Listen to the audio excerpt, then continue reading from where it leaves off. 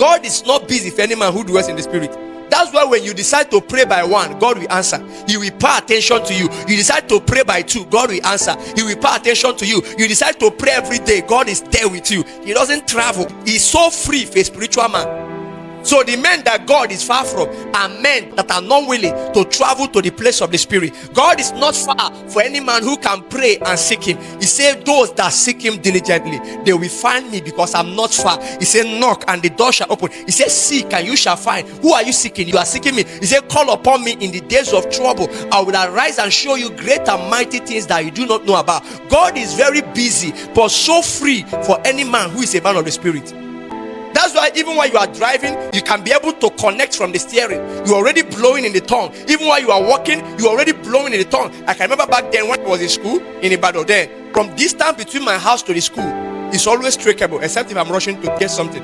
I think it's about 15 minutes walk or so, or more than that, a little. So anytime I'm walking from house to school, I use it as it's time to pray in tongues. From house to school is my time of praying in tongues, because I was so much engrossed with studies that I used to pray once every night, but I still attribute that time as my time of morning prayer and spiritual exercise. So whenever I close my door and I'm stepping out of the house, you hear me say, I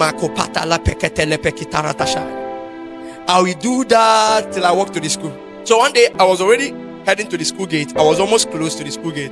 And the Yoruba man who had never met me before, who had never seen me before, I was walking, he was trying to pass me. And when I was getting close to that place, he stopped and he greeted me. Said, Daddy. I was so small then.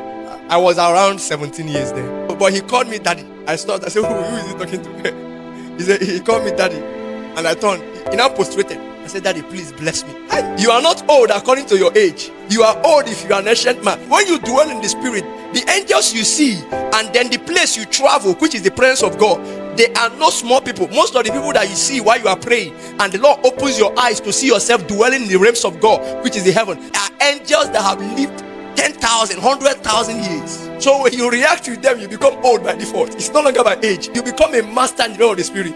That's why you see a very small child. If you are conducting a deliverance to the baby, the child will tell you that I'm 1,000 years. No, it's the spirit that the child is dealing with that is 1,000 years. This was the kind of force that Moses interacted with, that they were able to explain and tell him the story of creation.